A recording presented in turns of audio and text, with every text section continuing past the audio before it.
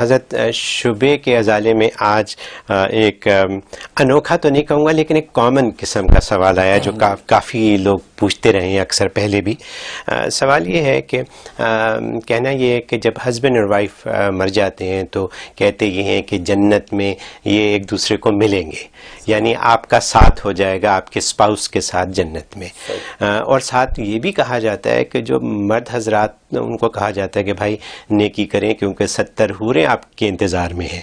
تو یعنی بیگم بھی ملیں گی، 70 حوریں بھی ملیں گی. تو کسی نے سوال یہ پوچھا ہے کہ یہ فرمائیے کہ مردوں کو تو یہ دونوں لالچ بڑے اچھے ہیں کہ بیگم بھی ملیں گی وہاں، 70 حوریں بھی ملیں گی، لیکن خواتین کو کیا ملے گا وہاں؟ تو اس کا جواب آپ ہی دے سکتے ہیں. خواتین کو وہ 70 حوروں کا بادشاہ ملے گا.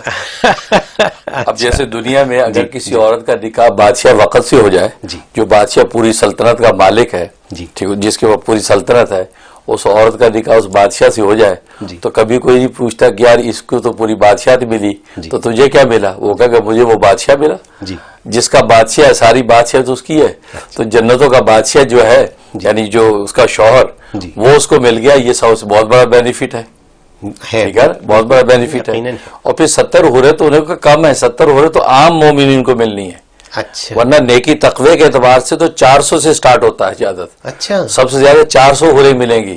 تو اس کے بعد تقریباً 250-300 حوروں کا فگر آتا ہے.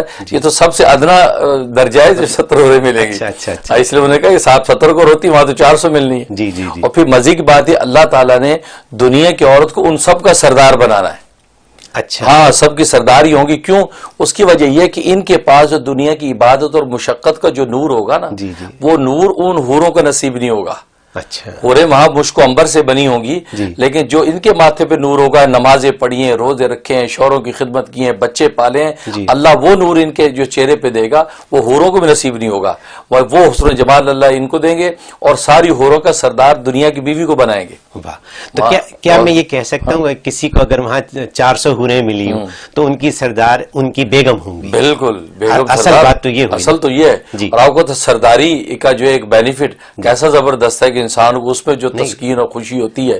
آج بھی گھر کے اندر عورت یہ چاہتی کہ گھر کے معاملہ میں میں مالکہ ہوں، میری سنی جائے تو اس کو تسکین ہوتی ہے. جو شوہر یا عقل مند ہوتے ہیں وہ گھر کے نظام کی مالکہ بیوی کو بنا دیتے ہیں اور باہر کے نظام کے مالک خود رہتے ہیں. اب دونوں محبت سے چلتے ہیں. وہ شوہر نالائق بے عقل ہوتے جو گھر میں بھی انٹرفیرنس کرتے ہیں. یہ پیاز کیسے کاٹ دیا، یہ چھری وہاں کیوں رکھ دی، یہ آلو یوں کاٹ رہے تھے، بھائی تمہاری فیلڈ نہیں ہے، بھائی چھوڑ دو، تم نے یہ ڈیکوریشن کیسے کر دی، ہنگامہ کر دیتے ہیں. تو اس کی وجہ سے کیا ہوتا ہے، چپکلش رہتی ہے. لہٰذا یہ دو الگ الگ فیلڈ ہیں. تو جو حوریں ہیں وہ 400 حوروں کی سردار اللہ اس عورت کو بنا دیں گے. تو اس کی تسکین اور اس کی شان کا عالم کیا ہوگا کہ اپنے شوہر کے ساتھ سب سے وہ اپر ہینڈ بیٹھی ہیں. یہ بہت بڑا بینیفٹ ہے. یہ تو بات بالکل بجائے. اور پھر یہ عین حیا کی بات ہے. اصل میں مرد کے لیے اگر 400 ہو رہے ہیں وہ بے حیائی کی بات نہیں ہے، کیونکہ مرد کے لیے تو دنیا میں 4 کی اجازت دی اللہ نے. وہ نظم ایسا رکھا ہے کہ عورت کے لیے جو اللہ نے حیا کے پردے میں اس کو بنایا ہے، وہ اگر ایک مرد کے علاوہ دوسرے مرد کے ساتھ سوئے یا سونے کا تصور کرے تو وہ کیسا لگے گا اس کو. یہ تو کتنی خطرناک بات ہے. بلکہ اس میں مجھے دلچسپ بات یاد آ گئی کہ پاکستان میں ایک کوئی ماڈل گرل تھی انیتا ایوب.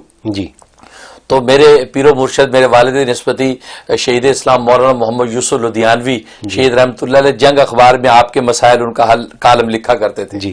تو یہ انیتا ایوب کا یہی سوال آیا، خط آیا. اچھا. اور کہا کہ جی وہاں تو 70 حوریں ملیں گی ہر جنتی کو اور عورتوں کو کچھ بھی نہیں ملے گا، وہی شوہر مل جائے گا گھسا پٹا جو دنیا میں ملا، تو ہمیں کیا ملا. تو یہ بات اس نے لکھی. تو حضرت اس کا جواب لکھا کہ یہ شریف زادیوں کے لیے ہے، یہ شریف زادیوں کے لیے ہے کہ وہ ایک ہی شوہر پر اکتفا کرتی ہیں اور مرد 2 یا 3 شادی کر لیتے ہیں. لیکن آپ کے لیے شرط نہیں ہے آپ 25 شوہر کر لیں، ہم کون سا آپ کو روک رہے ہیں.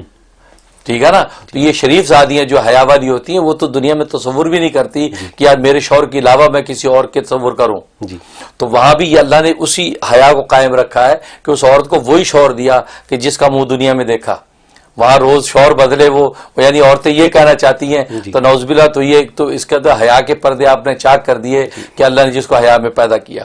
تو اس لیے عورت کا سب سے بڑا حسن یہی ہے کہ اسی شوہر کے آغوش میں رہے جس کے دنیا میں دیکھا اس کو، اور وہی آخرت میں اس کے ساتھ رہے، اور جیسے اللہ نے بینیفٹ دیا اس کو ملکہ بنا دیا پوری اس کا بادشاہت کا، تو اس سے بڑا نفع اور کیا ہو سکتا ہے. بالکل درست، بہت اچھی بات یہ